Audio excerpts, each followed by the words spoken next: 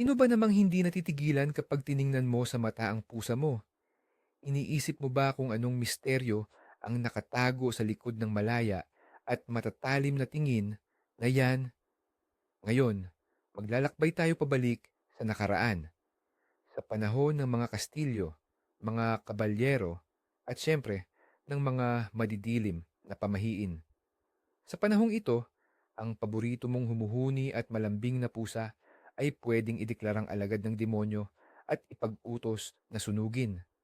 Pero kasabay nito, maaari rin siyang maging inspirasyon or muse ng isang makatamunghe or simbolo pa nga sa baluti ng isang kabalyero.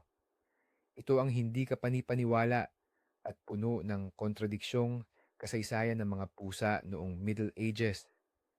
Ibubunyag natin kung paanong ang mga hayop na ito ay nagmula sa pagiging respetadong mga ngaso hanggang sa naging sentro ng matinding galit ng publiko. At paano kaya ang galit na ito ay posibleng kumitil sa buhay ng milyon-milyong tao sa Europa. Kaya maghanda ka dahil pagkatapos ng video na ito, hinding-hindi mo na muling titingnan ang pusa mo sa parehong paraan.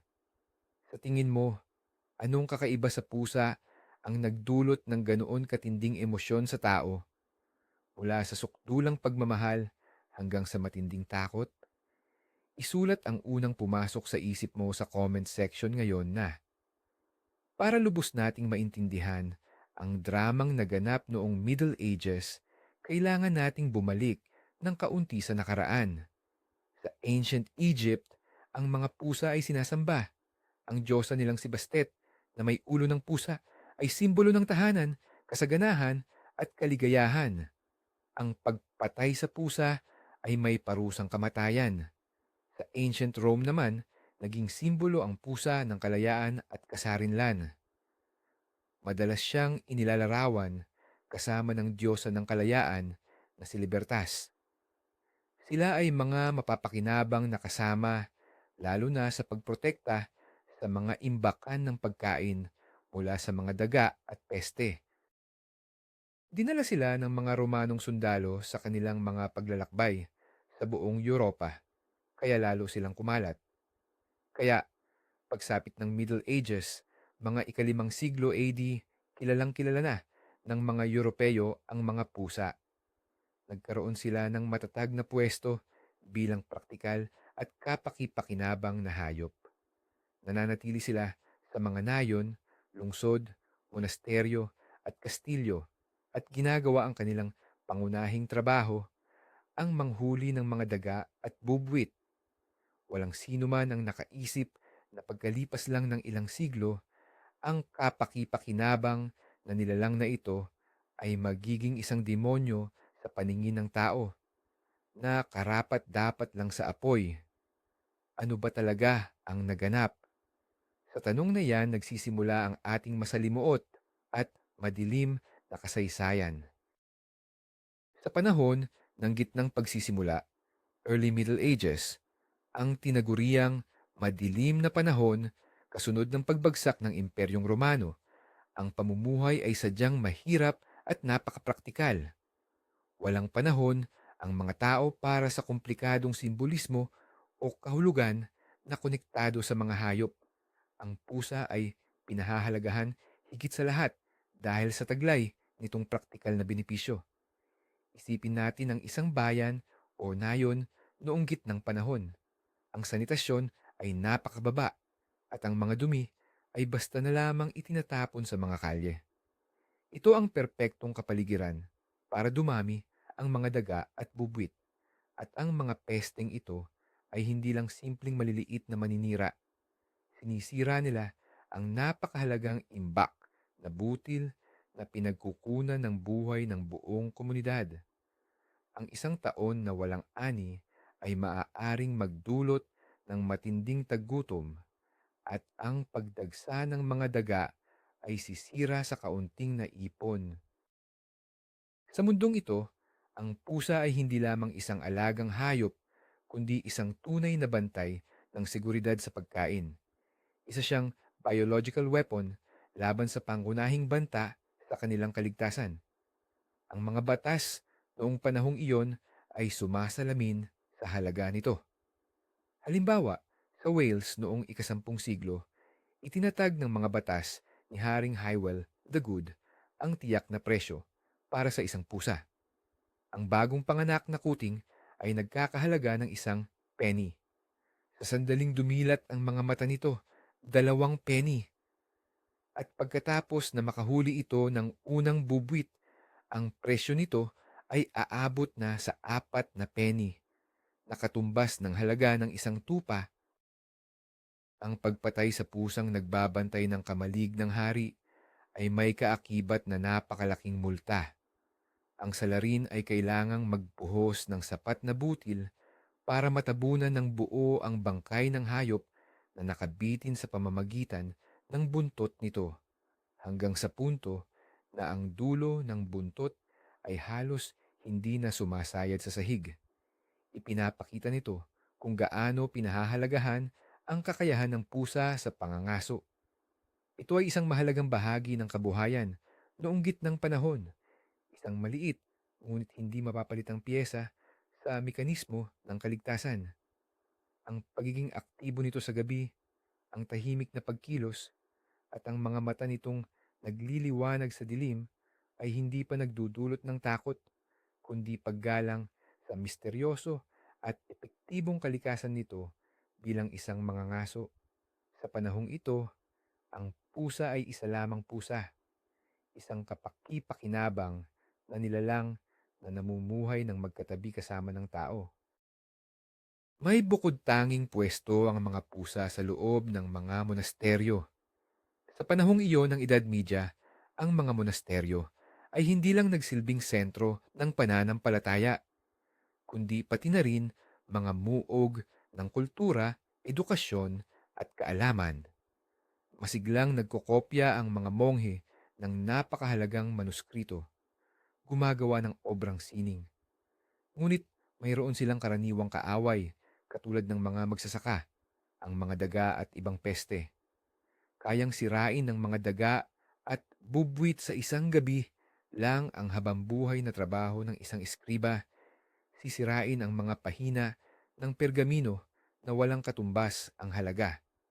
Kaya naman, ang pusa sa eskriptorium, silid-sulatan, ng monasteryo ay hindi isang luho, kundi isang pangangailangan.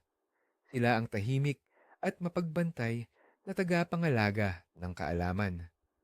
Ang pinakapopular na halimbawa ng ganitong relasyon ay ang tula ng Irish noong ika-9 na siglo, na isinulat ng isang di kilalang monghe sa palibot ng isang manuskrito.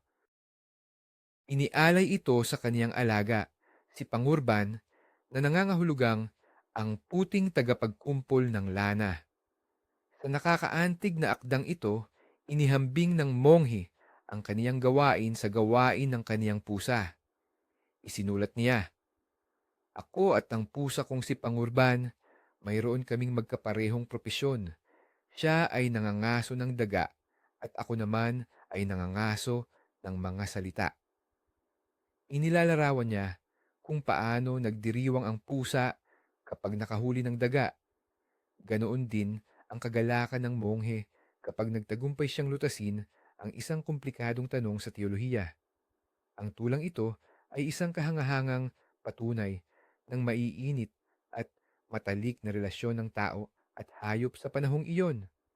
Wala rito ang anumang bakas ng pag-uugnay sa kasamaan.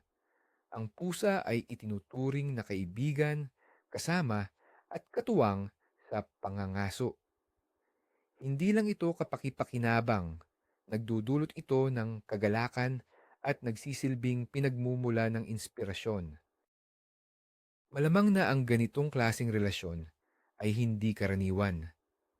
Sa katahimikan ng mga aklatan ng monasteryo, kung saan nagtatagal ang mga monghe sa pag-iisa, ang presensya ng isang tahimik at humihimas na nilalang ay isang tunay na kaaliwan. Ang pusa ay isang buhay na paalala ng simple at maayos na mundo ng nilikha ng Diyos, na taliwas sa komplikado at kung minsan ay nagpapahirap na paghahanap sa teolohiya. Si Pangurban ay naging simbolo ng liwanag at magandang bahagi ng kasaysayan ng mga pusa noong gitnang panahon. Isang bagay na, sa kasamaang palad, ay unti-unti nating hindi na mababanggit habang tumatagal at lumalalim tayo sa mga susunod na siglo. Maglakbay tayo patungo sa Hilaga, sa lupain ng mga Viking. Ang mga matitibay na manlalayag at mandirigma na ito ay lubos ding nagpahalaga sa mga pusa at may napakagandang dahilan kung bakit. Una, tulad sa ibang bahagi ng Europa, ang mga pusa ay mahalagang mahalaga bilang mga ngaso ng mga daga.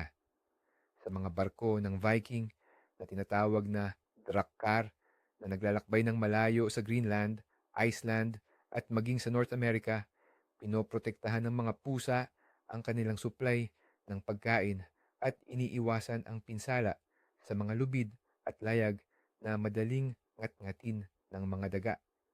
Ang pagkakaroon ng pusa sa barko ay tanda ng matagumpay at ligtas na paglalayag. Pangalawa, may malaking papel ang mga pusa sa mitolohiyang Norse. Ang makapangyarihang diyosa na si Freyja na konektado sa pag-ibig, kagandahan, pagkamayabong at digmaan ay naglalakbay sa kalangitan sakay ng isang karwahe na hila ng dalawang malalaking pusa. Ayon sa alamat, ang mga pusang ito ay regalo pa mula sa Diyos na si Thor. Ang banal na katayuan na ito ay nagbigay ng natatanging paggalang sa mga pusa. Sila ay itinuturing na sagradong hayop ni Freya at ang saktan sila ay maituturing na paglapastangan sa Diyosa mismo. Pinaniniwalaan na ang mga Viking ang nagkalat sa buong mundo ng lahi ng pusa na kilala ngayon bilang Norwegian Forest Cat. Ang malalaki, malalakas at mabalahibong hayop na ito ay perpektong inangkop sa malupit na klima ng Scandinavia at napakahusay na mga ngaso. Ang mga natuklasan sa arkeolohiya sa mga pamayaanaan ng Viking ay nagpapatunay ng malawakang presensya ng mga pusa. Ang kanilang mga buto ay natagpuan sa mga karaniwang basura at maging sa mga libingan na nagpapakita ng kanilang kahalagahan. Higit pa rito, ang mga pusa ay hindi lamang praktikal na kasama. Posible ring simbolo sila ng ginhawa sa tahanan. Kapag nagtatatag ng mga bagong tirahan ang mga Viking, dala nila ang mga hayop, puto ng halaman, at siyempre, mga pusa upang muling likhain ang pamilyar na pamumuhay at protektahan ang kanilang bagong tahanan. Kaya naman, sa mundo ng mga Viking, ang pusa ay isang nilalang na maraming silbi, isang kinakailangang miyembro ng tripulante, isang mitolohikal na simbolo at tagapagbantay ng kanilang tahanan. Ang panahong ito ay isa pang halimbawa ng mapayapang pagsasama ng tao at pusa bago pa nagsimulang bumalot ang madilim na ulap ng pamahiin sa Europa. Kung titingnan natin ang mga lupaing Slav, makikita natin ang ganitong pagiging dalawa ang mukha sa pananaw nila sa pusa. Isang dualidad na kumalat din kalaunan sa buong Europa. Sa isang banda, malapit na nauugnay ang pusa sa bahay at itinuturing na kasama ng domovoy. Ang domovoy na espiritong tagapagbantay ng tahanan ayon sa paniniwala ay maaaring mag-anyong pusa o sadyang pinapaboran ang mga hayop na ito. May kaugalian pa nga silang sundin. Kapag lumipat sa bagong bahay, ang pusa ang unang pinapapasok. Naniniwala sila na makikipag-ayos ito sa domovoy at sisiguraduhin ang kaginhawaan ng bagong pamilya. Mahalaga rin ang kulay ng pusa. Ang pusang tres kulay o may tatlong kulay ay nagdadala ng swerte at ang itim naman, salungat sa mga pamahiin sa Europa kalaunan, ay itinuturing na pinakamahusay na tagapagtanggol laban sa mga magnanakaw at masasamang espiritu. Parang sinisipsip daw nito ang lahat ng negatibong enerhiya. Ang pusa ay simbolo ng kaayusan, init at tahimik na buhay pampamilya. Ang paghuni nito ay nakakapagpagaan ng loob at ang presensya nito ay nagbibigay ng pakiramdam ng proteksyon. Ngunit sa kabilang banda, mayroon na ring mga negatibong kahulugan na makikita sa folklore ng mga Slav.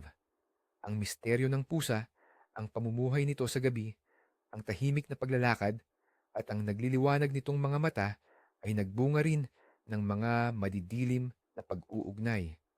Ang pusa ay maaaring kasama ng isang mangkukulam o nibabayaga. Alalahanin si Kotobayun sa kwento na sa pamamagitan ng kaniyang mga salaysay ay nakapagpapatulog at nakapapatay ng sino mang malalakbay. Ang pagiging dalawa, ang mukhang ito, tagapagbantay ng bahay, ngunit kasabwat din ng masamang espiritu, ay talagang katangian ng kultura nila. Sumasalamin ito sa likas na katangian ng pusa, maamo at pangbahay sa isang sandali, ngunit magiging mailap at malayang mandaragit sa sumunod. Ang ambivalence na ito ang nagsilbing lupa kung saan mahuhulog ang binhi ng Christian demonology sa hinaharap. Habang malakas pa ang mga paniniwalang pagano, ang dalawang panig na ito ng kalikasan ng pusa ay mapayapang nagkakasama sa isip ng mga tao.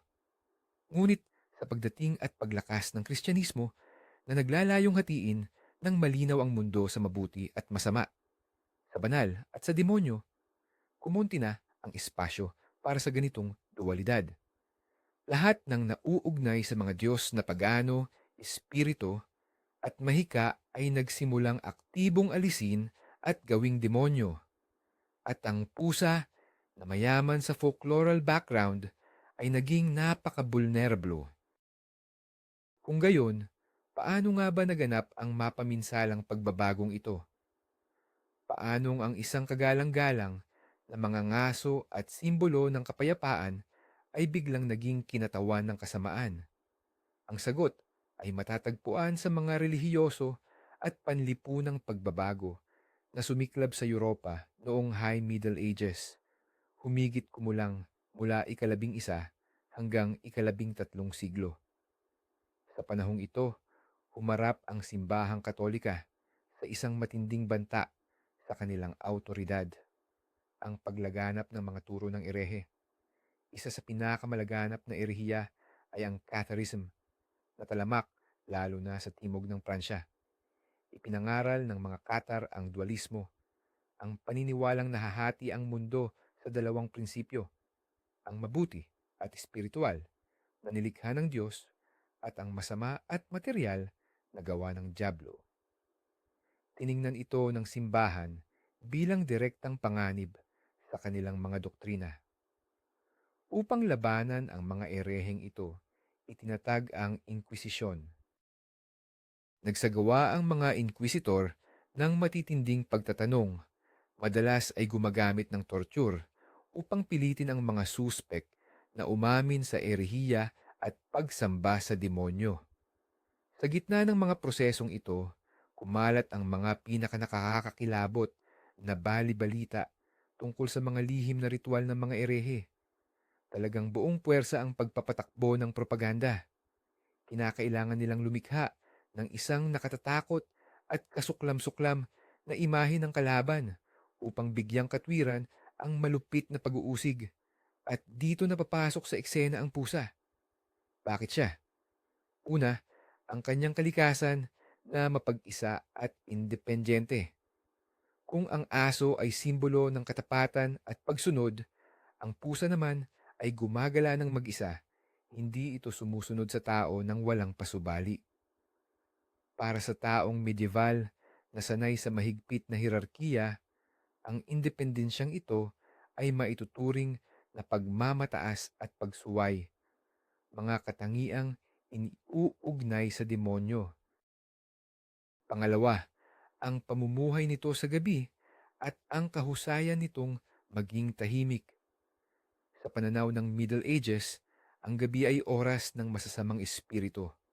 At ang pusa na walang ingay na gumagapang sa dilim habang nagliliwanag ang mga mata ay perpektong kandidato bilang kasama ng masamang nilalang. Pangatlo, ang ugnayan nito sa mga paganong kulto tulad ng diyosa na si Freya na nabanggit natin kanina. Ang lahat ng paganismo sa paningin ng simbahan ay demonyako. Kaya naman, ang pusa ay napunta sa gitna ng tinatawag na ideal storm or perpektong bagyo. Ang propaganda ng simbahan laban sa erehiya ay nag-ugat at sumama sa matagal ng umiiral na mga pamahiin at takot ng mga tao. Ang pusa ay naging isang madali at malinaw na simbolo ng lahat ng bagay na lihim, pagano, erehe, at sa huli, demonyako.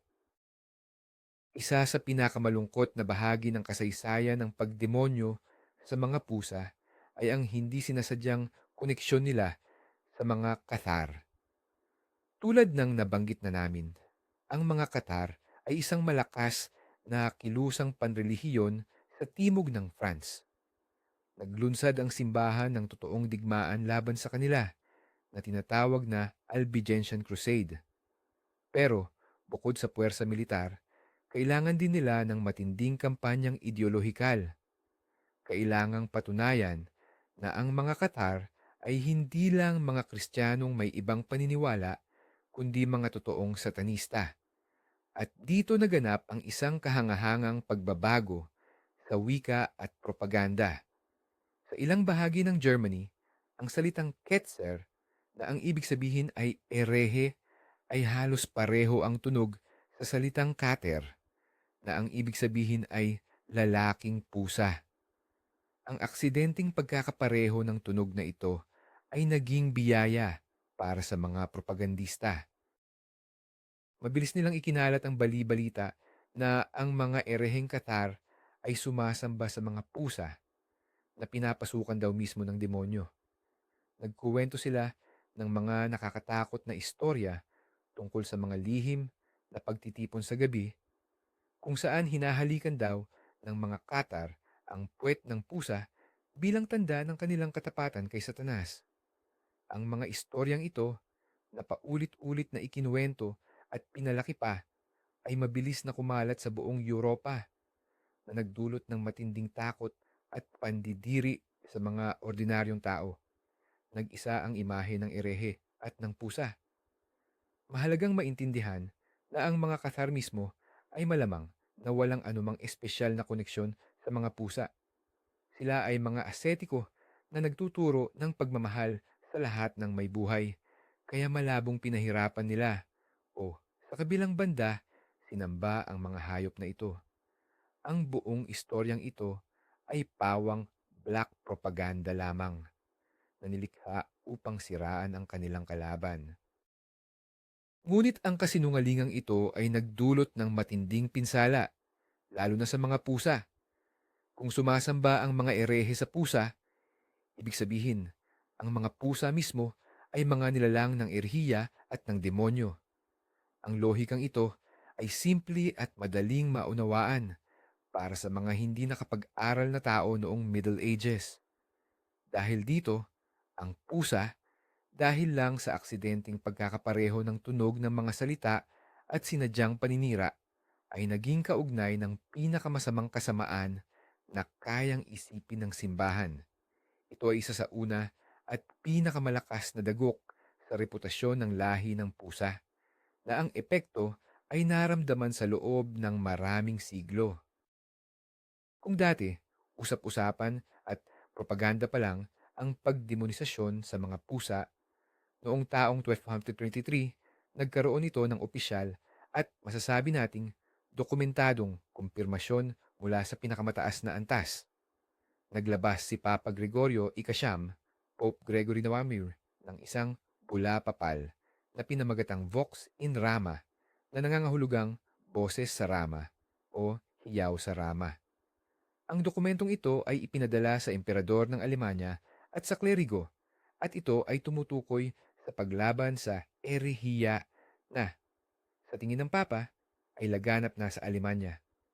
Ngunit ang pinakanakakakilabot na bahagi ng sabula na ito ay ang detalyadong paglalarawan sa mga di umano'y ritual ng mga heretikong Luciferian. At ang pinakasentro ng mga ritual na ito, ang itim na pusa. Pakinggan natin ng mabuti kung ano mismo ang nakasulat sa opisyal na dokumento ng Papa. Ayon sa Vox in Rama, sa mga lihim na pagtitipon ng mga erehe, may lumilitaw raw na isang higanting palaka. Sa sandaling halikan ito ng neophyte, bagong kasapi, pumapayat at namumutla ito. Pagkatapos, lalabas naman ang isang misteryosong payat at maputlang lalaki na kapag hinalikan ng bagong kasapi, tuluyan nitong malilimutan ang pananampalatayang Katoliko. At pagkatapos ng salusalo mula sa isang rebulto na kadalasang nakatayo sa bulwagan, lalabas ang isang itim na pusa na kasinlaki ng aso. Ito ay lumalakad ng paatras habang nakataas ang buntot. Una munang hahalikan ng bagong adherent at susunod ang pinuno ng sekta, ang ilalim ng buntot ng pusa. Pagkatapos nito, papatayin ang mga kandila at magsisimula ang orgy. Hindi lang nagkukwento ng tsismis si Papa Gregorio Ikasyam.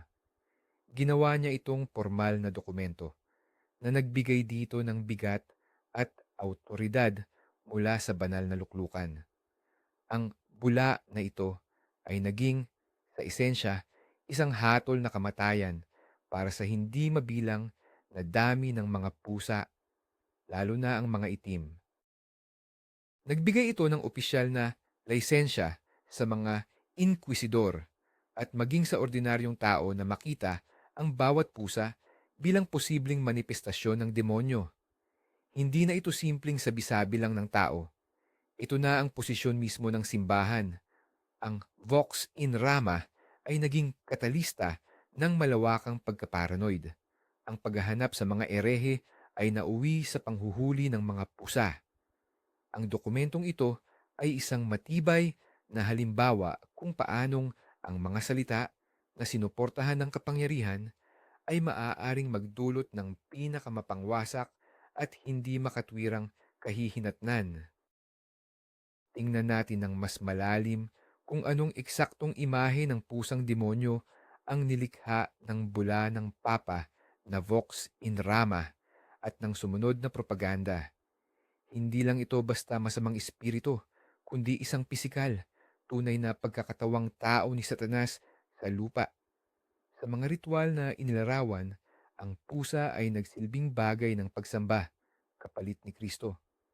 Ang paghalik sa ilalim ng buntot ay isang panggagaya sa paghalik sa krus o sa kamay ng pari.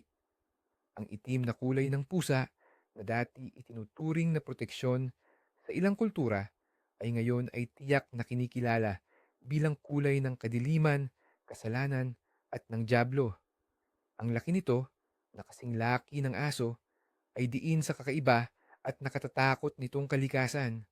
At ang paggalaw nito ng paatras ay sumisimbolo sa kumpletong pagbaliktad ng banal na kaayusan dahil ang lahat ng gawain ng dyablo ay isang inversyon o pagbaligtad sa sagrado. Ang imaheng ito ay aktibong ipinakalat sa mga sermon, kwento at kalaunan sa mga larawan. Tinuruan ang mga tao na matakot sa pusa. Ang kanilang malayang kilos ay tiningnan ngayon bilang panlilinlang o kataksilan. Ang kanilang pagiging aktibo sa gabi ay itinuring na pakikilahok sa mga sabat o pulong ng mga mangkukulam. Pati ang huni nila na dating nakakapagpagaan ng loob ay maaari ng tingnan bilang bulong ng dyablo. Ang kakayahan ng pusa na tahimik na lumitaw at maglaho, ang liksi at husay nito, lahat ng ito ay hindi natanda ng isang mahusay na mangangaso, kundi patunay ng supernatural at demonyakong esensya nito. Ang pusa ang naging perpektong sisidlan ng lahat ng takot ng tao. Takot sa dilim, sa hindi alam, o sa tukso, at sa kasalanan. Nasa tabi lang sila, sa bawat bahay, ngunit sa parehong oras ay nanatiling kakaiba at misteryoso. Ang misteryo nilang ito, na dating nagdudulot ng paggalang, ay ngayon ay nagpapatindi ng hinala at pagkamuhi. Mahalagang maunawaan na para sa taong nabubuhay noong Edad Media na ang pananaw sa mundo ay lubusang nababalutan ng relihiyon. Napakanipis ng linya sa pagitan ng totoo at ng supernatural. Kung sinabi ng Papa na nagpakita ang dyablo sa anyo ng isang itim na pusa, nangangahulugan iyon na totoo ito.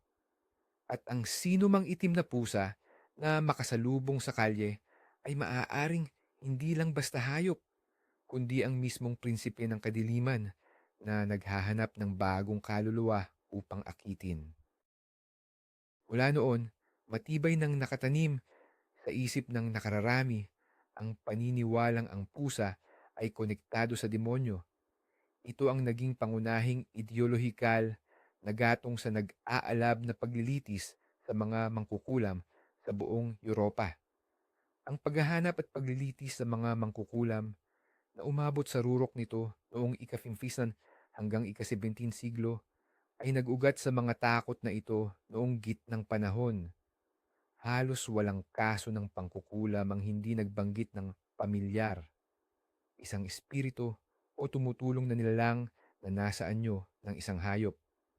At kadalasan, ang pusang ito ang siyang pamilyar. Pinaniniwalaan na ang demonyo ang nagbibigay sa mangkukulam ng tagatulong na ito upang maisagawa ang masasamang gawain tulad ng pagpapadala ng sumpa o kulam, pagpapasakit sa tao at hayop, at paglason sa mga balon. Ayon pa sa mga paniniwala, ang pusang pamilyar ay kumakain ng dugo ng mangkukulam na pinakain sa pamamagitan ng espesyal na markuan ng mangkukulam sa katawan. Anumang babae, lalo na ang matatanda, walang asawa, nakatira sa liblib na lugar at nag-aalaga ng pusa ay automatikong pinaghihinalaan. Ang pusa ay hindi na lang basta hayop. Ito ay naging matibay na ebidensya ng koneksyon ng babae sa masasamang espiritu. Sa mga record ng pagtatanong ng Inquisition, makikita natin ang hindi mabilang na pag-amin na nakuha sa ilalim ng matinding torture. Sa mga ito, ikinuwento ng mga babae kung paano sila kinausap ng kanilang mga pusa, nagbigay ng payo tungkol sa pangkukulam, o nagbago ng anyo at naging demonyo. Ang imahe ng mangkukulam na may itim na pusa sa balikat ay naging isang arketipo. Ito ay matindi at matibay na pumasok sa alamat, literatura, at sining. Napakalakas ng stereotipong ito, kaya't nagtagal ito sa paglipas ng mga siglo at hanggang ngayon ay isa sa pinakakilalang simbolo ng Halloween. Kaya naman, ang pusa ay naging biktima hindi lang ng relihiyosong paranoia, kundi pati na rin ng malalim na nakaugat na pagkamuhi sa kababaihan or misogyny. Ang pagkamuhi sa isang malaya, misteryosong hayop ay sumama sa pagkamuhi at takot sa isang malaya at hindi wastong babae. Ang kanilang mga kapalaran ay trahedyang nagkabuhol-buhol. Ang pag-akusa sa isang babae ng pangkukulam ay madalas na nangangahulugan din ng hatol na kamatayan para sa alaga niyang pusa. Sinunog ang mga pusa sa bitayan kasama ang kanilang mga amo, na para bang isa silang buo, dalawang bahagi ng isang kasunduan sa demonyo. Grabe ang walang katuturang takot sa mga pusa noon, kaya't ang mga hayop na ito ay literal na hinahatulan sa ilalim ng batas. Noong gitnang panahon, laganap ang tinatawag na paglilitis sa mga hayop. Sa tingin natin ngayon, kalokohan ito, pero para sa mga tao noon, isa itong seryosong proseso ng batas. Naniniwala sila na kapag nakagawa ng krimen ng isang hayop, tulad ng pagpatay ng baboy sa sanggol or pagsuwag ng baka sa tao, kailangan itong humarap sa hukuman tulad ng isang tao. Binibigyan ang hayop ng abogado, tinatawag ang mga saksi, at kapag napatunayang guilty, bibitayin ito, kadalasang sa pamamagitan ng pagbigti o pagsunog. Ang mga pusa rin ay nagiging akusado sa ganitong uri ng paglilitis. Pero hindi sila sinisintensyahan dahil sa karaniwang krimen, kundi dahil sa pangkukulam at koneksyon sa demonyo. Isa sa pinakakilalang kaso ay nangyari sa France noong ika-15 siglo. Opisyal na inakusahan ang ilang pusa na sila raw ay mga familiar or kasabwat ng mga mangkukulam at nakikilahok sa mga ritual. Sila ay nililitis, idineklarang guilty at sinunog sa publiko doon sa plaza. Ang mga paglilitis na ito ay hindi lang simpleng kalupitan. May malalim itong simbolikong kahulugan. Ang pagpatay sa pusa sa harap ng publiko ay isang akto ng paglilinis para paalisin ang demonyo sa komunidad. Ito ay biswal na pagpapakita ng tagumpay ng kabutihan laban sa kasamaan, ng kaayusan laban sa gulo. Naniniwala ang mga tao na sa pamamagitan ng pagwasak sa katawan ng hayop, nawawala rin ang masamang espiritu na naninirahan dito. Ang mga paglilitis na ito ang lalong nagpalakas sa pangkalahatang histerya ng publiko. Kung ang hukuman na mismo, ang ahensya ng batas at kaayusan, ay nagdeklara na ang isang pusa ay may kasunduan kay Satanas, ibig sabihin, totoo ang banta. Lalo nitong kinumbinsi ang mga tao na kailangan nilang alisin ang mga mapanganib na nilalang na ito. Isipin ninyo ang kapaligiran sa isang lungsod kung saan nagaganap ang ganitong proseso. May mga akusasyon, testimonya ng mga saksi, debate ng abogado at piskal. At sa huli, ang solemne na pagbigkas ng sentensyang kamatayan para sa pusa. Isa itong uri ng teatro ng kabaliwan, pero para sa mga kalahok at manonood, isa itong napakaseryosong drama na nagpapatunay sa kanilang pinakamadilim na takot at pamahiin. Ang mga paglilitis sa hukuman ay simula pa lang ng malaking problema. Sa pang-araw-araw na pamumuhay, ang takot sa pusa ay nagdulot ng napakaraming pamahiin at marami sa mga ito ay pinaniniwalaan pa rin hanggang ngayon. Ang pinakatanyag, siyempre, ay ang pamahiin tungkol sa itim na pusa na tumatawid sa daan. Noong Middle Ages sa Europa, itinuturing itong tiyak na tanda ng kamalasan. Bakit? Dahil naniniwala ang mga tao na hindi lang iyon ordinaryong pusa, kundi ang mismong demonyo o mangkukulam na nagkatawang pusa ang tumatawid sa iyong daanan para saktan ka. Upang makaiwas sa kapahamakan, kailangan nilang dumura sa likod ng balikat, mag-cruise ng daliri o maghanap ng ibang daan. Pinaniniwalaan din na kaya ng mga pusa na nakawin ang hininga ng natutulog na mga sanggol, magpadala ng sakit at magdulot ng malalaking bagyo sa karagatan. Kung tumalon ang pusa sa higaan ng isang may sakit, nangangahulugan yon ng malapit na kamatayan ng pasyente. Hindi lang sila iniuugnay sa mga mangkukulam, kundi pati na rin sa mga erehe, may ketong at iba pang itinakwil ng lipunan. Anumang kakaibang kilos ng pusa ay maaaring ipakahulugan bilang masamang tanda. Maging ang simpleng pag-ingay nito, tulad ng nasabi na natin, ay itinuturing ng nakakatakot. Ang mga pamahiing ito ay ipinasa sa sumunod na henerasyon na lalo pang dinagdagan ng iba't ibang detalye. Naging bahagi sila ng kultura ng tao, isang mahalagang elemento ng kanilang pananaw sa mundo, at nagdulot ito ng tunay at trahedyang mga kahihinatnan. Nagsimulang kitilin ng mga tao ang buhay ng mga pusa ng maramihan. Inilulunod sila, sinusunog, binabato, at inihahagis pababa mula sa matataas na kampanaryo. Siyempre, ang mga itim na pusa ang pinakamadaling mabiktima, ngunit kahit anong hayop ay maaaring paghinalaan. Ang alagang pusa, na dating tagapagtanggol at kasama, ay naging kaaway na kailangang lipulin. Ang hindi makatwirang digmaang ito laban sa isang buong uri ng hayop na pinalakas ng takot at kamangmangan ay kumalat sa maraming rehiyon ng Europa. Ang mga tao, sa hindi nila nalalaman, ay sumira sa maselan na balanseng ekolohikal na nabuo sa loob ng maraming siglo. Winasak nila ang natural na kalaban ng mga daga at ang resulta ng kanilang padalos-dalos na desisyon ay agad nilang naramdaman. Ang isa sa pinakamabangis at pinakamalupit na pagpapakita ng galit sa mga pusa ay ang mga ritualistikong malawakang pagpatay sa kanila tuwing may malalaking selebrasyon or pista.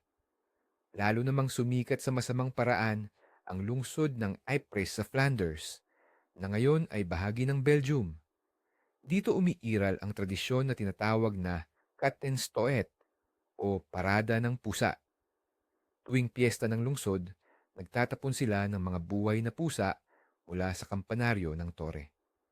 Ang barbarong kaugaliang ito, ayon sa iba't ibang bersyon, ay sumisimbolo sa pagpapalayas ng masasamang espiritu sa lungsod. O kaya naman, konektado ito sa mga sinaunang ritual ng paganismo na binigyan lang ng bagong kahulugang Kristiyano sa paglipas ng panahon. Ang mga pusa, bilang sagisag daw ng kasamaan at pangkukulam, ay kailangang isagawa ng pampublikong pagbitay upang masiguro ang kasaganaan at kaligtasan ng lungsod. Tumagal ang tradisyong ito ng ilang siglo at inalis lang noong unang bahagi ng ikalabinsyam na siglo. Nagkaroon din ng katulad na malulupit na ritual sa ibang bahagi ng Europa. Sa France, halimbawa, tuwing selebrasyon ng summer solstice o araw ni San Juan, naging kaugalian ang pagsunog sa mga pusa. Sa Paris, sa Place de Grève, nagtatayo sila ng matayog na poste at nagpapaningas ng apoy sa ilalim nito. Ilang dosenang pusa ang inilalagay sa isang espesyal na hawla o sako at itinatataas sa ibabaw ng apoy. Sinusunog ng buhay ang mga hayop habang nagsisigawan sa tuwa ang napakaraming tao. Kung minsan, umahabot pa sa punto na mismong hari ang dumadalo sa mga pagbitay na ito. Pinaniniwalaan na ang mga iyak ng nasusunog na pusa ay nagtataboy ng masasamang espiritu at nagdadala ng swerte. Ang mga ritual na ito ay nakakatakot na patunay kung gaano kalala ang pagkawala ng pagpapahalaga sa mga pusa. Inalis sa kanila ang estado bilang isang buhay na nilalang na nakakaramdam ng sakit. Naging simbolo lang sila, isang ritualistikong bagay na maaaring sirain at dapat sirain para sa ikabubuti ng lipunan. Ang malawakang pagbitay sa mga pusa ay isang pangkalahatang penomenang panlipunan.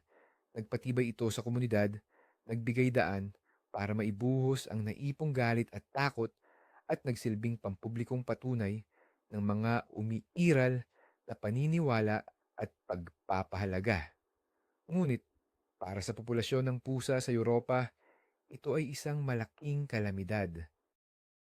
At pagdating ng kalagitnaan ng ikalabing-apat na siglo, sumalanta sa Europa ang isa sa pinakamalalang sakuna sa kasaysayan ng tao, ang Black Death or pandemya ng salot. Sa loob lamang ng ilang taon, tinatayang kumitil ito ng 30 hanggang 60% ng populasyon ng kontinente. Naglaho ang mga syudad, gumuho ang mga sosyal at ekonomikal na istruktura. Takot na takot ang mga tao. Hindi nila maintindihan ang dahilan ng sakit, kaya itinuring nila itong parusa ng Diyos. Ngayon, alam nating ang pangunahing nagdadala ng plague bacillus ay ang mga pulgas na nanginginain sa mga itim na daga. Dito tayo papasok sa nakatatakot na kabalintunaan ng kasaysayan.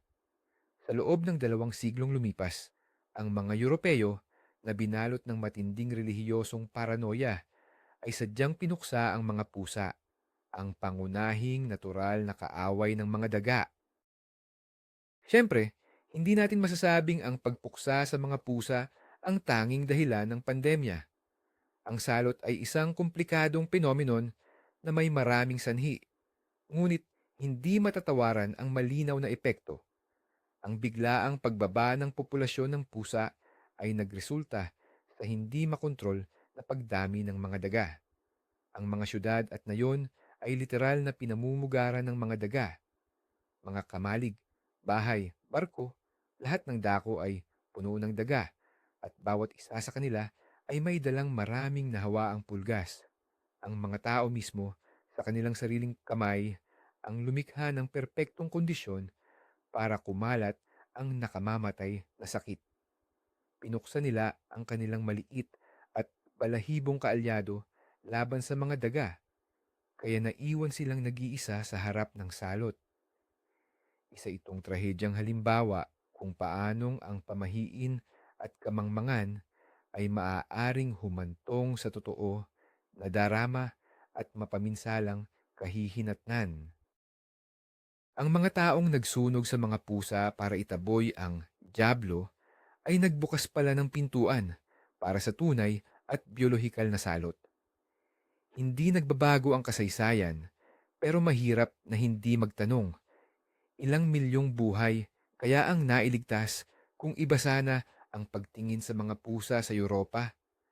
Kung patuloy silang pinahalagahan bilang mga ngaso, sa halip na tinutugis bilang mga demonyo, ang trahedyang ito ay naging isang malupit na aral na kinailangan nating matutunan bilang sangkatauhan. Sa gitna ng matinding salot o epidemya ng salot, labis ang pagkadismaya at kawalang pag-asa ng mga tao. Hinahanap nila kung sino ang may kasalanan. Wala nang hindi nila inakusahan sa pagkalat ng sakit, mga Hudyo, mga Ketongin, at maging ang mga mangkukulam. Ngunit habang tumatagal, nagsimulang mapansin ng iba ang isang mahalagang detalye. Sa mga tahanan o lugar kung saan, sa kabila ng pag-uusig, ay mayroon pa ring mga pusa. Hindi gaanong malala ang pananalasa ng salot. Nakita ng mga tao na ang mga pusa ay nanghuhuli ng mga daga at tila may koneksyon ang mga daga sa sakit.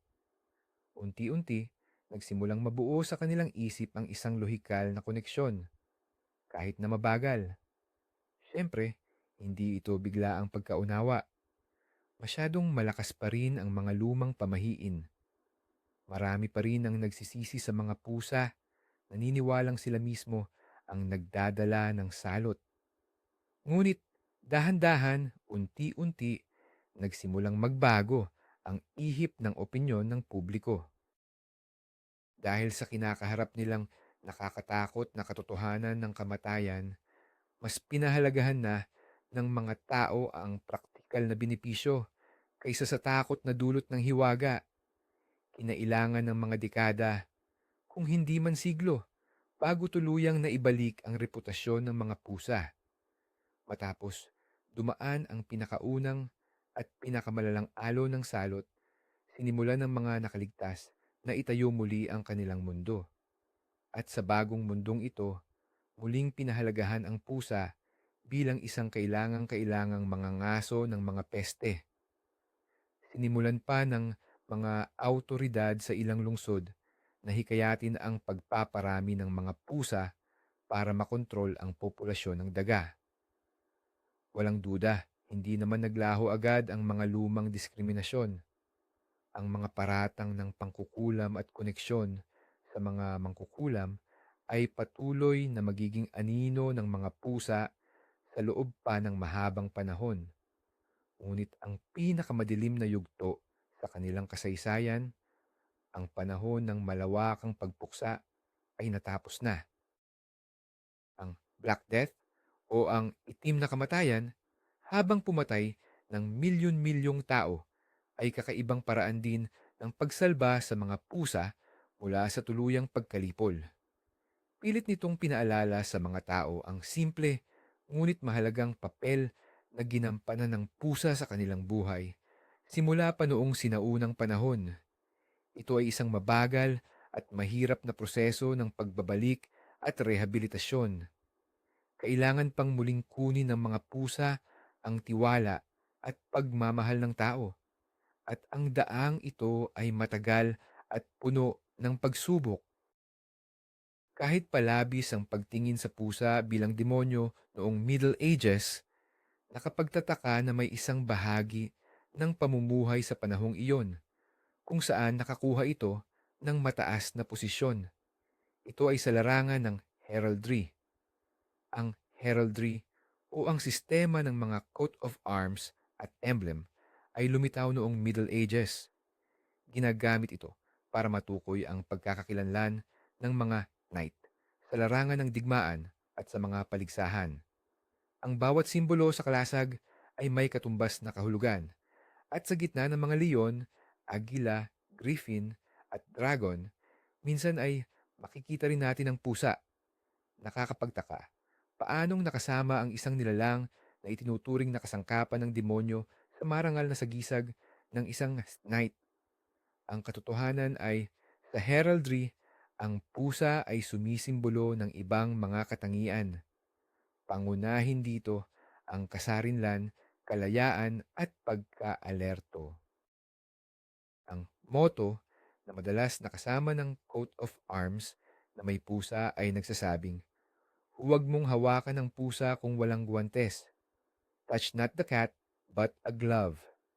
Isa itong matinding babala sa mga kaaway. Kami ay malaya, mapagmahal sa kalayaan, at handang ipagtanggol ang aming sarili. Ang pusa sa sagisag ay naging simbolo rin ng katalinuhan, liksi, at kakayahang makakita sa dilim na nangangahulugang may kakayahan silang makita o mahulaan ang panganib. Alam na ang sagisag na may imahe ng pusa ay pag-aari ng ilang maharlikang pamilya sa Burgundy, Scotland at Germany. Halimbawa, ang Scottish Clan Chatan, isang konfederasyon ng ilang mga angkan, ay ginamit ang Scottish Wildcat bilang kanilang emblem. Ang kanilang pinuno ay may titulong Morair Chatan, ang dakilang pusa.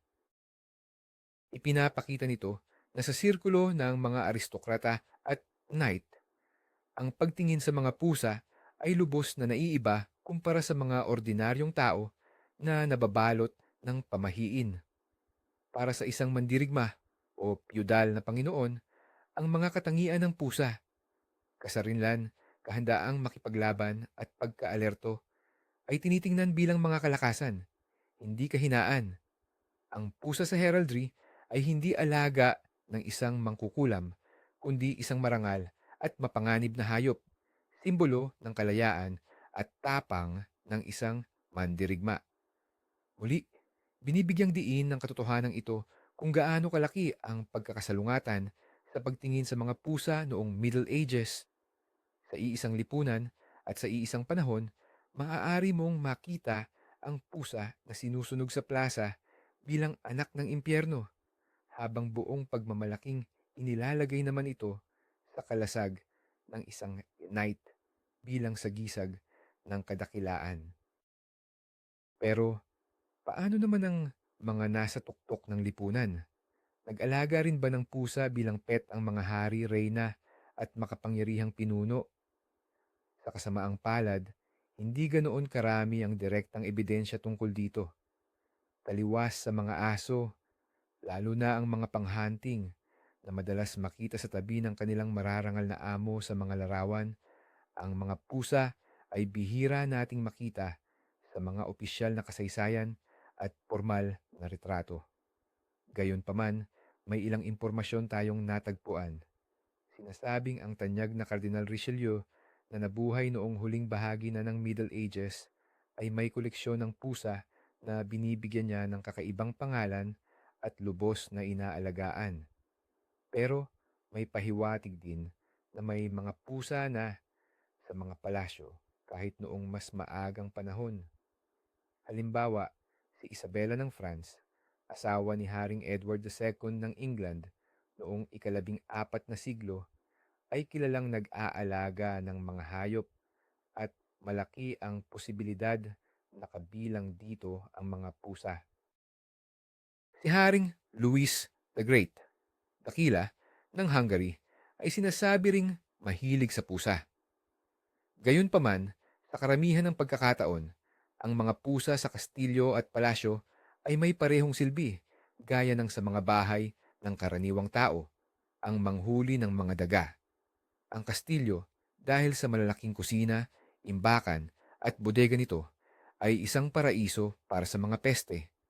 Kaya't ang pag-aalaga ng pusa ay napakahalaga upang mapreserba ang mga supply at mapanatili ang kalinisan. Posibleng ang ilan sa mga pusa trabahador na ito ay kalaunan ay naging paborito rin ng kanilang mga amo. Hindi naman mahirap isipin ang isang reyna na nababagot sa kaniyang silid at nakakita ng ginhawa sa presensya ng isang malambing na pusa.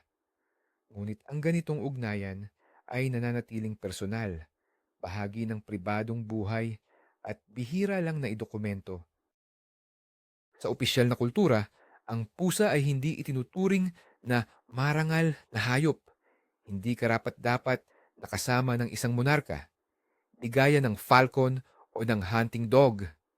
Subalit, ang mismong katotohanan ng kanilang pagiging naroroon sa mga tirahan ng hari ay nagpapahiwatig na kahit sa pinakamataas na antas ng lipunan, mas matimbang ang kanilang praktikal na benepisyo kaysa sa anumang pamahiin at takot.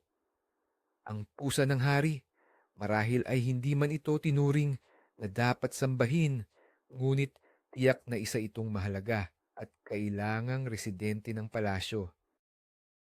Kung bihira ang pusa sa opisyal na sining ng pagpipinta, kabaliktaran naman ang makikita natin sa mga manuskrito ng gitnang panahon, lalo na sa mga ginintuang aklat.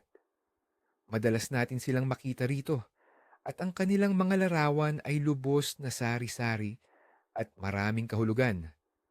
Sa isang banda, makikita natin ang mga pusa sa karaniwan nilang papel bilang mahuhusay na manghuhuli ng daga. Kadalasan, sa gilid ng mga sagradong teksto, kasabay ng seryosong pag-uusap tungkol sa Diyos at pagliligtas ng kaluluwa, iguguhit ng artistang monghe ang isang nakakatawang eksena, isang pusang naglalaro o humahabol sa daga. Ang mga guhit na ito, na tinatawag na marginalia, ay nagdadala ng elemento ng katatawanan at buhay sa seryosong mundo ng aklat. Para bang sinasabi nila, oo, pinag-iisipan namin ang tungkol sa walang hanggan, ngunit patuloy din ang buhay sa lupa, kasama ang maliliit nitong drama. Sa mga ilustrasyong ito, ang pusa ay pusa lang, isang maliksi at mapaglarong hayop. Sa kabilang dako, ang pusa sa mga manuskrito ay madalas na ginagamit bilang allegorical na simbolo. Halimbawa, sa mga pabula at talinghaga, maaaring sumagisag ang pusa sa katamaran, katusuhan o pagkukunwari. Ang eksena kung saan nilalaro ng pusa ang daga bago kainin ay maaaring magpahiwatig ng kalupitan at mapanlinlang na pag-akit ng demonyo na naglalaro sa kaluluwa ng makasalanan. Sa mga relihiyosong eksena, kung minsan ay inilalarawan ng pusa sa tabi ni Judas noong huling hapunan na sumasagisag sa pagtataksil. O kaya naman ay sa tabi ni iba sa eksena ng pagkahulog bilang pahiwatig ng tukso. Subalit, mayroon ding positibong kahulugan ang mga ito. Sa mga eksena ng pagpapahayag o kapanganakan, ang pusang mahimbing na natutulog sa paanan ni Birheng Maria ay maaaring sumagisag sa init ng tahanan, kapayapaan at pagkatalo ng kasamaan. Dahil dito, ginamit ng artistang medieval ang imahe ng pusa bilang isang universal na simbolo na maaaring magdala ng magkabaliktaran na kahulugan. Depende sa konteksto. Ito ay nagpapakita ng dalawang muka o duality ng pagtingin sa pusa. Siya ay parehong kaibig-ibig na alaga sa bahay at isang representasyon ng katusuhan ng demonyo. Ang pag-aaral sa mga maliliit na larawang ito sa mga manuskrito ay nagbibigay sa atin ng kakaibang pagkakataong silipin ang isip ng taong medieval at makita kung gaano kasalimuot at kalawak ang mundo ng hayop para sa kanila. Ang mga pusa ay nag-iwan ng malaking marka hindi lang sa sining, kundi pati na rin sa literatura ng Middle Ages. gitnang panahon. Bukod pa sa tula tungkol kay Pang-Urban na nabanggit na, marami pang ibang akda kung saan mahalaga ang papel na ginampanan ng mga pusa. Isa sa pinakakilala dito ay ang Roman de Renard. Ang kwento ni Renard, isang koleksyon ng mga tulang satiriko na sikat sa France noong ikadwalsa hanggang ika-13 siglo. Ang bida rito ay ang tusong soro na si Renard at isa sa kanyang mga pangunahing kalaban ay ang pusa na si Tibert. Si Tibert dito ay isang karakter na may pagkakomplikado. Matalino siya at maingat, pero sa kabilang banda, mayabang din at minsan ay napapahamak dahil sa sobrang pagtitiwala niya sa sarili. Hindi siya ang sagisag ng kasamaan, kundi isa lamang sa mga tipikal na piyudal na mayroon ding sariling kalakasan at kahinaan. Madalas ding lumalabas ang mga pusa sa mga pabula na nagpapatuloy sa sinaunang tradisyon ni Aesop. Sa mga maikli at nagtuturong kwentong ito, kadalasang sumisimbolo ang pusa sa panlilinlang, pagkukunwari, at nakatagong panganib. Halimbawa, may pabula tungkol sa matandang daga na nagpapayo sa kanyang mga kasamahan na lagyan ng kampanilya ang leeg ng pusa para marinig ang pagdating nito. Ang kwentong ito ay naging pahiwatig para tukuyin ang isang maganda, ngunit imposibleng plano. Sa England, noong ika-14 na siglo, binanggit din ni Geoffrey Chaucer ang mga pusa sa kanyang Canterbury Tales. Ginagamit ang mga ito bilang bahagi ng paglalarawan sa pang-araw-araw na buhay at pag-uugali ng mga tao noong panahong iyon. Mayroon ding mga kwentong bayan kung saan ang mga pusa ang bida. Alalahanin na lang natin ang pinagmula ng sikat na Puss in Boots, ang pusang nakabota na may ugat sa Middle Ages. Sa mga kwentong ito, madalas lumalabas ang pusa bilang mahiwagang katulong, isang trickster o mapanlinlang na karakter na dahil sa kanyang talino at katusuhan ay tinutulungan ang kanyang amo na magtagumpay. Ang mga imahe ng pusa sa literatura tulad ng sa sining ay napakasalimuot. Sinasalamin ng mga ito ang buong saklaw ng damdamin ng tao para sa mga hayop na ito, mula sa paghanga at paggalang sa kanilang liksi hanggang sa pagdududa at takot sa kanilang katusuhan. Ang literatura ay nagtatala at humuhubog sa opinyon ng publiko at sa salamin nito, makikita natin ang parehong magkasalungat at dobleng pagtingin sa misteryosong nilalang na naninirahan sa tabi ng tao. Dahil sa napakalaking pagkakaiba ng pagtingin sa pusa, mula sa pagpapahalaga sa praktikal na gamit nito hanggang sa pagturing dito bilang demonyo, hindi na nakakagulat na ang legal na katayuan ng mga ito noong Middle Ages ay lubhang hindi malinaw. Gaya ng aming nabanggit, ang mga unang batas ng mga barbaro, tulad sa Wales, ay labis na pinahahalagahan ang pusang nanghuhuli ng daga. May mabigat na multa kapag ito ay pinatay. Ang mga batas na ito ay nakatuon sa pagiging kapaki-pakinabang ng pusa o utilitarian approach. Ang pusa ay itinuturing na mahalagang pag-aari, kaya kailangang bayaran ang anumang pinsalang idulot dito. Mayroon ding magkakahalintulad na batas sa iba pang bahagi ng Europa tulad sa Saxony kung saan may kaukulang multa ang pagkuha ng pusa. Ipinagtatanggol ng mga batas na ito ang pusa hindi bilang buhay na nilalang, kundi bilang isang kapaki-pakinabang na pag-aari ng may-ari. Subalit, nang umigting ang pagdemonyo sa mga pusa, nagsimulang magbago ang kanilang katayuan sa batas. Kapag kinikilala ang isang pusa bilang familiar ng mangkukulam o mismong sagisag ng dyablo, nawawala ito sa legal na proteksyon.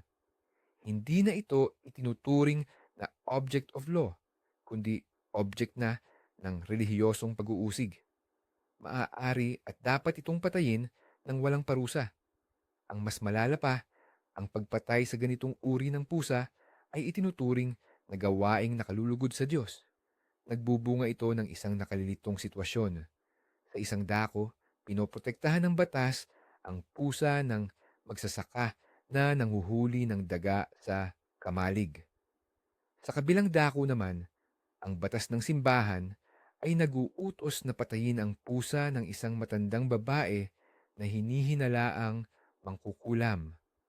Ang lahat ay nakasalalay sa konteksto at kung paano tinutukoy ang partikular na hayop bilang kapaki-pakinabang na pag-aari o katuwang ng dyablo. Walang iisang pangkalahatan at universal na batas tungkol sa hayop. Ang batas ay watak-watak at madalas na nagkakasalungatan. Ang mga sekular na batas na namamahala sa pag-aari ay maaaring umiral kasabay ng mga batas ng simbahan na nakabatay sa teolohikal na dogma.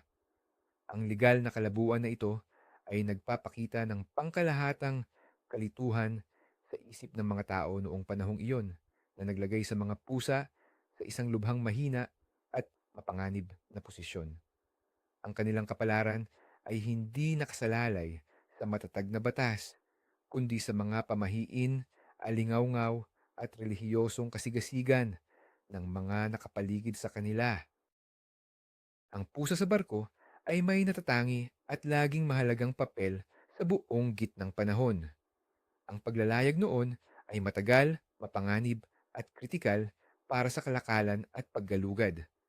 Halos bawat barko, mula sa mga kogge ng negosyo hanggang sa mga gali ng digmaan, ay may pusa o kung minsan ay marami pa. Ang mga dahilan nito ay sadyang praktikal. Una, proteksyon sa probisyon. Nagdadala ang mga barko ng sapat na pagkain para sa maraming linggo o buwan at ang mga daga sa loob ay kayang ubusin ng mga ito sa maikling panahon, nahahantong sa gutom ang tripulante. Ang pusa ang tanging maaasahang paraan para labanan ang problemang ito. Pangalawa, proteksyon sa mismong barko. Kinakain ng mga daga ang lahat, lubid, layag, at kahoy na istruktura. Ang pagkawasak ng rigging sa gitna ng karagatan ay maaaring maging sanhi ng trahedya. Kaya, ang pusa ay hindi lang tagahuli ng daga, kundi garantiya ng kaligtasan at integridad ng sasakyang dagat. Pangatlo, ang mga mandaragat na likas na mapamahiin ay nag-uugnay din sa mga pusa ng mistikal na kapangyarihan. Pinaniniwalaan na ang pagkakaroon ng pusa sa barko ay nagdadala ng swerte. Kaya nitong hulaan ang panahon batay sa kilos nito. Kung masigla itong maglaro, inaasahan nilang maganda ang hangin. Kung bumabahing naman, uulan. At kung humihimas ng mukha ng pasalungat sa balahibo, may paparating na bagyo. Ang pagpatay sa pusa ng barko ay itinuturing na matinding kasalanan na maaaring magdulot ng matinding unos at kapahamakan. Ang pusa ay isang ganap at respetadong miyembro ng tripulasyon. Bagaman malayo ang pamumuhay nila sa ginhawa ng bahay, pinahahalagahan at inaalagaan sila. Kapansin-pansin sa liblib na espasyo ng barko at sa saradong komunidad ng mga kalalakihan, tila hindi gumagana ang mga pamahiin sa lupa tungkol sa mga mangkukulam at dyablo. Ipinatupad ng buhay dagat ang sarili nitong mga batas at ang praktikal na gamit at ang mga subok na pamahiin sa dagat ang nangibabaw. Ang pusa sa barko ay simbolo ng kaligtasan, swerte at kaayusan. Sa katunayan, dahil sa mga mandaragat, kumalat ang mga pusa sa buong mundo, nakarating sa mga bagong kontinente at isla. Kaya habang sinusunog sila sa mga bonfire sa lupa, sa dagat naman ay itinuturing silang talisman at napakahalagang katuwang na nagbigay ambag sa panahon ng malawakang pag-aalugad. Ang pananaw sa pusa noong Middle Ages ay lubos na nakadepende sa kapaligiran kung saan ito nabubuhay, sa syudad ba o sa kanayunan. Sa kanayunan, kung saan umiikot ang buhay sa agrikultura, mas matindi at mas nagtagal ang pagtingin sa pusa batay sa gamit nito, utilitarian. Para sa isang magsasaka, ang pusa ay una at higit sa lahat ang tagapagtanggol ng kanilang ani. Ito ang kanilang matalik na kaalyado sa walang katapusang laban kontra sa mga peste at daga. Dahil magkakakilala ang halos lahat sa nayon, mahirap kumalat ang mga chismis tungkol sa pangkukulam, witchcraft. Totoo, mayroon ding mga sinaunang pamahiin, ngunit ito ay bahagi lang ng matandang folklore at hindi kasing agresibo ng mga paniniwalang laganap sa mga lungsod. Ang pusa sa kanayunan ay masasabing isang semi-mailap na nilalang. Nakatira man ito malapit sa bahay, sarili nitong pagsisikap ang paghahanap niya ng pagkain. Madalang silang bigyan ng espesyal na pagkain, kaya ang relasyon ng tao sa kanila ay mas partner-based kaysa sa sentimental. Sa kabilang banda, ibang-iba ang sitwasyon sa lungsod. Ang mga lungsod noong Middle Ages ay siksikan, marumi, puno ng sakit, at malawak ang agwat ng mahirap at mayaman, social contrast. Ito ang perpektong kapaligiran para mag-ugat ang malawakang takot at mass hysteria. Sa mga lungsod din, naging pinakaaktibo ang Inquisition. Dito mas marami ang marunong magbasa na nakakatanggap ng mga pamphlet at bullcomicus na naglalarawan ng katatakutan ng erehiya, heresy, at pangkukulam. Ang pusa sa lungsod, dahil sa mas malapit na interaksyon sa tao, ay mas madalas paghinalaan. Kung sa nayon ay karaniwang tanawin lang ang isang nag-iisang babae na may alagang pusa, sa lungsod, mabilis itong maging target ng sumbong at pag-uusig. Bukod pa rito, mas marami ang mga pusang kalye na nagkakagrupo-grupo sa lungsod. Ang mga grupo ng pusang gumagala sa madidilim na lansangan ay nagdudulot ng takot at naiuugnay sa mga hindi malinis na espiritu. Ang lungsod ang sentro ng pagkalat ng mga bagong ideya. Kasama na ang ideya ng demonyong kalikasan ng pusa. Mula sa mga sentrong ito, ang uso na ito ng pagkamuhi ay dahan-dahang nakarating sa kanayunan. Ngunit sa mga nayon, mas nagtagal ang practical common sense sa pagsalungat sa alon ng hindi makatwirang takot na ito. Ang medisina noong gitnang panahon na nakabatay sa sinaunang teorya tungkol sa apat na humors, dugo, plegma, dilaw, at itim na abdoo ay malayo sa siyentipikong pag-unawa sa mga sakit. Kaya naman, ang papel ng pusa sa larangang ito ay kasing kontrobersyal, tulad ng sa lahat ng iba pang aspeto ng buhay. Sa isang banda, ginagamit ang mga pusa bilang panggamot. May mga lumang resipi na nagre-rekomenda ng paggamit ng mga bahagi ng katawan ng pusa para sa iba't ibang gamot. Halimbawa, ang taba ng pusa ay sinasabing lunas para sa rayuma, gout, habang ang pinatuyo at ginawang pulbos na dumi ng pusa ay ginagamit sa ilang karamdaman. Sa ngayon, maaaring isipin natin na ito ay barbariko, ngunit noong panahong iyon, karaniwan lang ang paggamit ng mga hayop sa medisina. Sa mga pagkakataong ito, itinuturing lamang ang pusa bilang simpleng biological material na walang halong hiwaga o misteryo. Ngunit sa kabilang banda, madalas naman sinisisi ang mga pusa sa pagkalat ng sakit. Nabanggit na natin na di umano ay kaya nilang nakawin ang hininga ng isang sanggol o maging sanhi ng pagka-suffocate nito. Pinaniniwalaan din na ang mga mangkukulam, sa tulong ng kanilang mga familiar na pusa, ay maaaring magpadala ng iba't ibang sakit sa tao at hayop. Ang hininga ng pusa ay tinuring na lason at ang balahibo nito ay pinaniniwalaang nagdudulot ng karamdaman. Tuwing may epidemya, tulad ng salot o ilong plague, madalas pinapatay ang mga pusa kasama ng mga aso dahil inakala nilang tagapagdala ang mga ito ng impeksyon. Hindi nauunawaan ng mga tao ang tunay na mekanismo ng pagkalat ng sakit, kaya kumilos sila batay sa kanilang matinding takot at pamahiin. Nagdulot ito ng isang kakaiba at katawatawang sitwasyon. Sa ilang kaso, pinapatay ang pusa para gawing gamot, habang sa iba naman ay pinapatay ito upang mapigilan ang sakit na di umano'y ikinakalat nito. Malinaw itong nagpapakita ng kaguluhan sa medisina noong gitnang panahon at sa kaisipan ng mga tao. Walang siyentipikong basehan at ang hangganan sa pagitan ng paggagamot, mahika at pamahiin ay halos hindi na matukoy. Ang pusa, gaya ng dati, ay nauwi sa gitna ng lahat ng kontradiksyon na ito. Nagiging mahiwagang gamot minsan at minsan naman ay mahiwagang pinagmumulan ng sakit.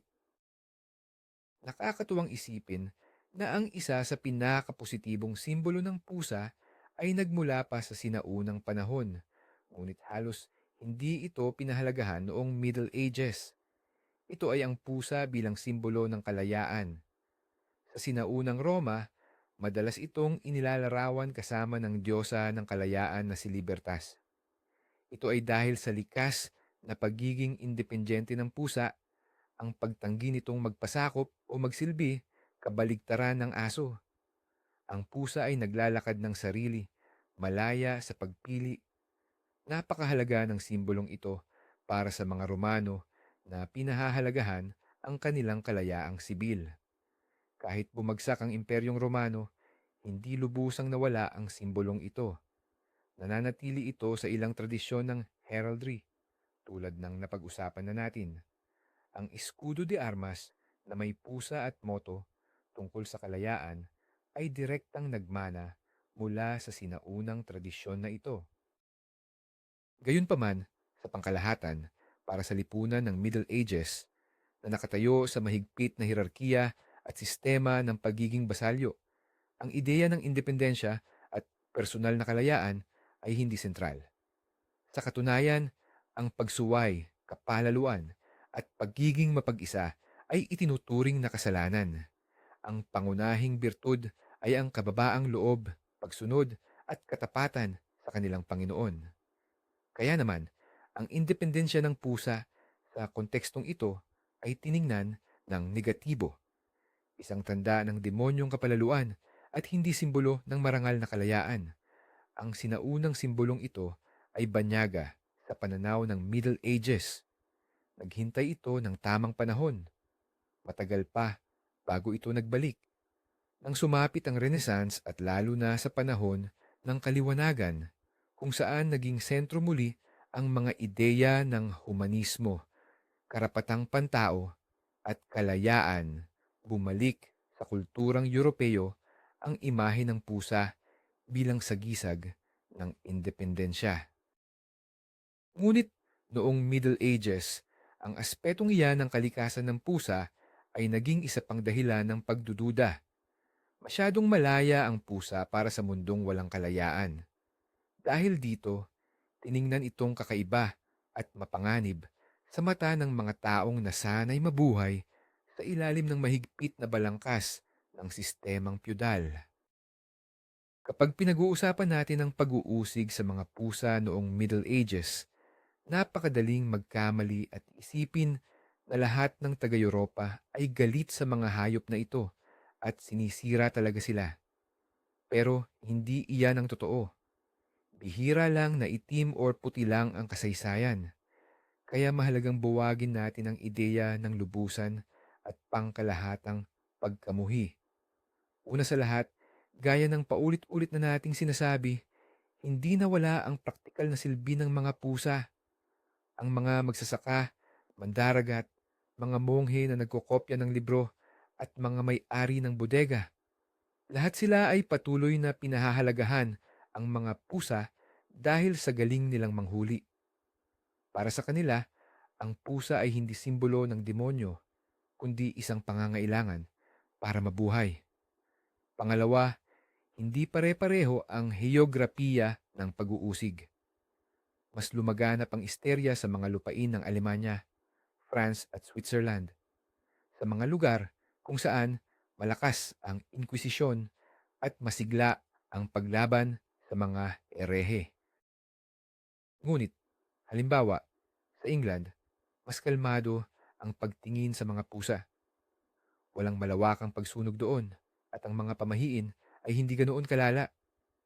Pangatlo, kahit sa mga rehiyong siksik sa paranoia, mayroon pa ring mga tao na nagpatuloy na mahalin ang kanilang mga pusa sa kabila ng opisyal na propaganda at pressure mula sa lipunan. Hindi man natin alam ang pangalan nila, sigurado tayong umiral sila. Ito yung mga simpleng ugnayan ng tao na hindi na ilalagay sa mga kasulatan ng kasaysayan. Ang pagmamahal ng isang bata sa kuting, ang pagiging malapit ng isang nag-iisang babae sa kanyang alaga, ang pagkakaibigan ng isang monghe sa pusa ng monasteryo, lahat ng ito ay umiral kasabay ng opisyal na demonolohiya. Itinatago ng mga tao ang kanilang mga pusa, ipinagtatanggol sila, at binaliwala ang mga pamahiin. Kaya huwag nating isipin ang Middle Ages bilang panahon kung saan lahat ay nanghuhuli ng pusa. Ito ay panahon ng matinding pagkakasalungatan. Ang opisyal na ideolohiya na itinuturo ng simbahan ay nagkakasabay sa karunungan ng bayan, sa mga praktikal na pangangailangan, at sa simpleng pagmamahal ng tao. Ang pagkamuhi sa mga pusa ay malakas, ngunit hindi ito sumaklaw sa lahat. Isa sa mga pangunahing dahilan kung bakit matindi ang pagkakaugnay ng pusa sa pangkukulam ay dahil sa natatanging ugnayan nito sa mga babae. Sa lipunang patriarkal noong Middle Ages, ang babae ay nasa ilalim ng kapangyarihan ng lalaki. Ang pangunahing papel niya ay maging asawa at ina lang. Gayunpaman, mayroon pa ring mga babae na hindi pumapasok sa ganoong hulmahan. Mga balo, matatandang dalaga, mga manggagamot at hilot. Madalas silang namumuhay ng nag-iisa, malaya sa pinansyal, at may kaalaman tulad ng paggamit ng halaman sa panggagamot na nagdudulot ng halo-halong paghanga at pagdududa sa mga tao. At kadalasan, ang kasama ng mga babaeng ito na nabubuhay ng mag-isa ay mga pusa. Para sa isang babaeng walang pamilya at mababa ang kalagayan sa lipunan, ang pusa ang tanging nilalang na mapagkukunan niya ng init at pagmamahal. Sa kabilang banda, ang pusa naman, lalo na noong panahon na sila ay hinahabol, ay nakakahanap ng pagkain at tirahan sa mga babaeng ito. Nagkaroon sila ng natatanging ugnayan na nakabatay sa pagsuporta sa isa't isa at marahil sa pagkakapareho nila ng pagiging itinakwil ng lipunan. At ang pagkakaisang ito, isang malayang babae at isang malayang hayop, ay lubhang kahinahinala para sa kaisipang patriarkal. Hindi ito sumusunod sa itinatag na kaayusan. Dapat kasama ng babae ang kanyang asawa, hindi ang kanyang pusa. Ang trabaho ng pusa ay manghuli ng daga, hindi maging sentro ng pagmamahal at pag-aalaga. Ang tambalang ito ay tiningnan bilang isang bagay na di natural, mali, at sa makatuwid ay may kinalaman sa demonyo. Ang babaeng namumuno sa sarili niyang buhay at ang pusang hindi sumusunod sa tao. Pareho silang lumalaban sa umiiral na herarkiya. Kaya naman, nang magsimula ang paghahanap at pag-uusig sa mga mangkukulam, ang mga babaeng ito at ang kanilang alaga ang naging unang biktima. Ang ugnayang babae-pusa ay ginawang ilegal at lubhang dinemonyo. Hindi lang ito pakikipaglaban sa pangkukulam. Ito ay pakikipaglaban sa kalayaan ng babae. At ang pusa, sa kasamaang palad, ay naging simbolo ng kinamumuhiang kalayaang iyon. Kahit sa arkitektura ng panahong medieval, nag-iwan ng sarili nilang marka ang mga pusa, kahit pa ito ay simpleng detalye lamang. Ang tinutukoy natin ay ang tinatawag na cat holes o lagusan para sa pusa. Ito ay maliliit na butas na ginagawa sa ilalim ng mga pinto, dingding o tarangkahan. Ang layunin nito ay napakasimple. Bigyan ng pusa ng kalayaang pumasok at lumabas sa bahay, kamalig o monasteryo nang hindi na kailangang umasa sa mga tao na siyang magbubukas at magsasarado nito. Ang simpleng imbensyong ito ay maraming ipinapahiwatig. Una, pinatutunayan nito na pinapayagan ng mga pusa sa loob ng tirahan upang kontrolin ang populasyon ng daga. Kailangang may access ang pusa sa bawat sulok kung saan maaaring magtago ang mga peste. Pangalawa, nagpapakita ito ng pagkilala sa likas na katangian ng pusa. Nauunawaan ng mga tao na ang pusa ay isang nocturnal hunter, isang mangangaso sa gabi, at kailangan nitong makapasok at makalabas ng malaya anumang oras. Ang paggawa ng espesyal na lagusan ay pagpapakita ng respeto sa kanilang estilo ng pamumuhay at pagkilala sa kanilang halaga. Ang mga lagusang ito ay makikita sa mga lumang gusali sa buong Europa, tulad ng mga kastilyo, simbahan, at farmhouses. Sila ang tahimik ngunit matibay na ebidensya na sa kabila ng lahat ng pamahiin, madalas na nananaig ang praktikalidad ng buhay. Isang taong nakikinig sa sermon tungkol sa diabolikong kalikasan ng mga pusa sa umaga ay tahimik namang mag-uukit ng butas sa pinto niya sa gabi para sa kanyang pusa na tagahuli ng daga. Ang maliit na detalyeng ito sa arkitektura ay sumisimbolo sa duality o pagiging dalawa na palagi nating tinutukoy. Ipinapakita nito kung paanong sa pang-araw-araw na buhay nakahanap ang mga tao ng kompromiso sa pagitan ng mistikal na takot at ng praktikal na pangangailangan. Kahit paano ang tingin sa pusa, batay sa mga aral ng teolohiya, sa loob ng totoong tahanan, ito ay isang manggagawa na kailangang bigyan ng kalayaang gumalaw para magawa ang kaniyang tungkulin. Ang mga tunog ng pusa, ang paghilik, purring, at pagngiyaw, meowing, ay nagkaroon din ng iba-ibang interpretasyon noong gitnang panahon. Ang paghilik, ang natatanging phenomenon na hindi pa lubusang nauunawaan hanggang ngayon, ay nagdulot ng matinding pagtataka. Sa positibong pagtingin, tulad ng sa tahimik na silid ng isang monghe, itinuturing itong nakakapagpagaan ng loob, simbolo ng kapayapaan at aliw ng tahanan. Pero sa panahon ng matinding takot at paghihinala, ang parehong tunog na iyon ay nagkaroon ng masamang kahulugan. Saan nanggagaling ang kakaibang bulong na iyon? Hindi ba ito tanda ng isang nakatagong kapangyarihan sa loob? Dahil hindi maintindihan ng mga tao ang kalikasan nito, ang lahat ng misteryoso ay madaling sinasabing gawa ng demonyo. Ang paghilik ng pusa na nakadapo sa kandungan ng isang babaeng inaakusahan ng pangkukulam ay ginagamit noon sa paglilitis bilang ebidensya ng koneksyon niya sa masasamang espiritu na parabang may binubulong na orasyon ang pusa sa kanya. Ang pagngiyaw naman ay nagkaroon din ng iba't ibang pakahulugan. Ang simpleng pagngiyaw para humingi ng pagkain o atensyon ay tinatanggap ng neutral, ngunit ang malalakas at humahagikik na konsyerto ng mga pusa, lalo na sa panahon ng pagpapares, ay nagdudulot ng takot sa tao. Ang mga iyak na ito sa gabi, nakahawig ng pag-iyak ng sanggol, ay inaakalang mga tunog ng sabat, witch gathering, o boses ng mga demonyo na nagtitipon para sa kanilang maitim na gawain. Pinaniniwalaan din na nauunawaan ng mga mangkukulam ang wika ng pusa at nakikipag-usap sila sa kanilang mga familiars, sa pamamagitan ng pagngiyaw.